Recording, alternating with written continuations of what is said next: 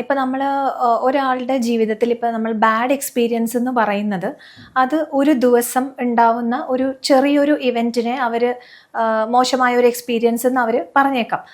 അതായത് ഇപ്പോൾ എന്താ പറയുക, ഒരു കുട്ടി ഒരു ടീച്ചർ കുട്ടിയെ ചീത്ത പറയുന്നു, മാർക്ക് കുറഞ്ഞിട്ട് ചീത്ത പറയുന്നു. അപ്പോൾ ആ ദിവസം ആ കുട്ടിക്കൊരു മോശമായിട്ടുള്ളൊരു എക്സ്പീരിയൻസ് എനിക്ക് ഉണ്ടായി എന്ന് ആ കുട്ടി പറയാം. അതേപോലെ തന്നെ ഒരു ഡിഫിക്കൽട്ട് ഡേ അറ്റ് വർക്ക്, നമുക്ക് ജോലി ചെയ്യുന്ന സ്ഥാപനത്തിൽ ഒരു ദിവസം ഉണ്ടാവുന്ന എന്തെങ്കിലും ഒരു എക്സ്പീരിയൻസിനെ നമ്മൾ ബാഡ് എക്സ്പീരിയൻസ് എന്ന് പറയാം. അതിൽ കുറച്ച് നെഗറ്റീവായിട്ടുള്ള വികാരങ്ങൾ ഉള്ളതുകൊണ്ട് ആയതുകൊണ്ടും അത് കുറച്ച് ഡിസ്ട്രസിങ് ആയതുകൊണ്ടാണ് അവരങ്ങനെ പറയുന്നത്. പക്ഷെ നമ്മൾ കുറച്ചും കൂടി ദൈനംദിന ജീവിതത്തിൽ നിരന്തരമായി സംഭവിച്ചുകൊണ്ടിരിക്കുന്ന ബുദ്ധിമുട്ടുകൾ അല്ലെങ്കിൽ ചാലഞ്ചസിനെ അല്ലെങ്കിൽ അതിലൂടെ ഉണ്ടാവുന്ന ബുദ്ധിമുട്ടായിട്ടുള്ള ഇമോഷൻസ് വരുമ്പോഴാണ് നമ്മൾ കൂടുതലും അതിനെ ട്രോമ എന്ന് നമ്മൾ വിശേഷിപ്പിക്കുന്നത്.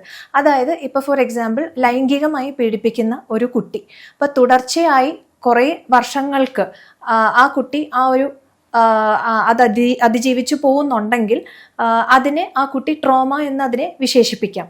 അപ്പോൾ അതിന് 3 കാര്യങ്ങളാണ് ട്രോമയുടെ കാര്യത്തിൽ.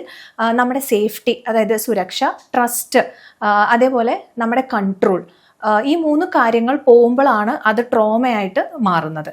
അപ്പോൾ ട്രോമ എന്ന് പറയുന്നത് കുറച്ചും കൂടി കൂടുതൽ ഇൻറ്റൻസ് ആയിട്ടുള്ള ഒരു എക്സ്പീരിയൻസ് തന്നെയാണ്. അത് മിക്ക ആൾക്കാർക്കും അത് ലൈഫ് ലോങ് ആയിട്ട് അതിൻ്റെ ഇഫക്ട്സ് ലാസ്റ്റ് ചെയ്യാറുണ്ട്.